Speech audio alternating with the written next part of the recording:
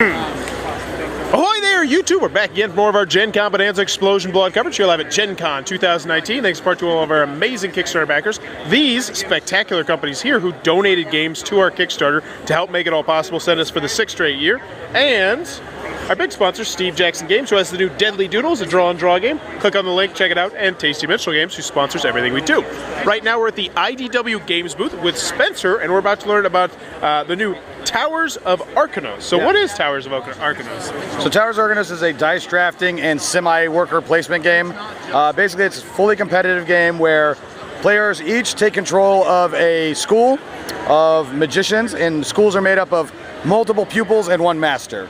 So in the game, what you're going to do is you're going to roll your dice, and when you roll them, depending on the player count, it's usually on, I think, 2 and 4 players, you're rolling 5 dice, and on 3 players, you're rolling 4 dice. So in this case, you take your dice out and you would roll them, and starting with the first player, and first player rotates around the board each round. The first player is going to roll dice and decide which of those dice they would like to draft and place. So with this dice set we have here, we could take this red 5, and let's say we're the red player.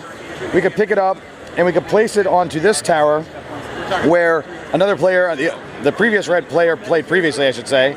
And this takes actually yellows and reds, 5s and 6s. And each zone gives you something different. So if you placed here, you're going to get 2 victory points immediately. If you place here, you're going to get victory points based on the level the tower is currently on. So these are actually equivalent now. But at the beginning of the game, they're worse because one is 2. This would be 2, and then this one would be 1 point. And then this one actually lets you do something a little bit more complicated, which we'll do now. We'll actually sit here and say, this player could take this and put their meeple here, and this is going to let them place another meeple immediately. So by doing that, they'll take another meeple out of their supply, and they can place into another zone to block in another tower that's not the one they've currently played into. Or they can put that same meeple into their spell book, and there are 6 spells that are all different that allow you to manipulate the dice in some way. But in this case, this player is probably thinking, this spot here is worth 3 points, so I'm going to go ahead and block this tower's points by tower level, because this is actually going to be worth 3 points, which is a higher amount of points than you normally would earn. Once a tower is completed, like it is here, this player has completed this tower, and all the players would look at who has the most influence over the creation of that floor. In this case, everybody has yellow, green, and red have a meeple, which means they're all showing 1 influence each. So they will all split they'll tie, and they'll split the points. Well, they'll get the tie points, which is 3 points each.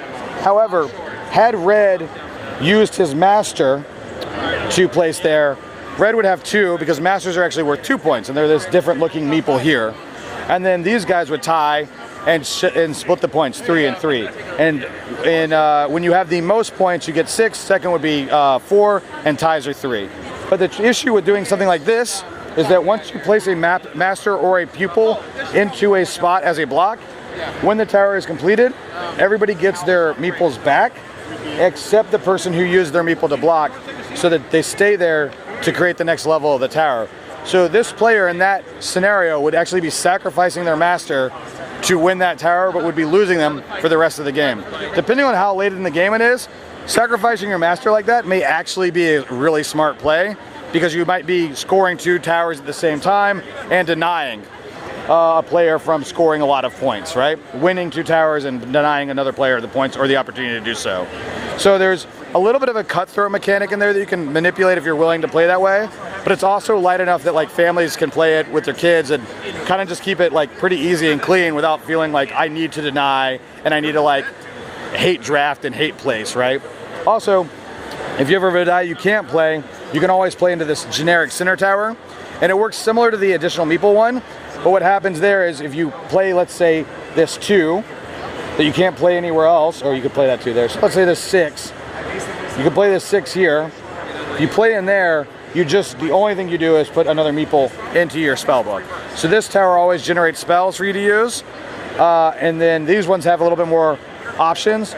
The spell tower, when it's completed, doesn't score the same as the outside towers because it's giving you kind of a big power benefit at that moment to be used later in the game. And these outer towers have more towards pushing you towards victory through either direct victory points or by being able to place in other places to score another tower or block a player from generating points. And this is out now, or is this coming out soon? It's gonna be out in about 4 weeks. It's here at the show first. It's gonna be out in about 4 weeks. It's $40, and I think we're gonna have a early September, late August. Should be on store shelves. Now, is the player mat also available, or is that just for the show? This was a part of the Kickstarter, and then the smaller one we have over here is a show bonus. Basically, you buy at the show. What about the table? The table is available at any Walmart, I believe. The table wraps, I got those on Amazon because they're kind of hard to find otherwise. Okay, yeah, killing mom and pop. Looks like it might be a cup of tea. Be sure to check that one out. That's what I do. Joe, I want to kill mom and pop. Joe, what we're doing, click on the subscribe button down below. And in the comments below, let me know, if you were the king, what would be the weird, you got one guy who's a weird job. What's the weird job that you want a guy to do? Or a gal. Anybody. Anybody, the weird job. Yeah, weird job, like, what do you want me to do? Run a booth at Gencon.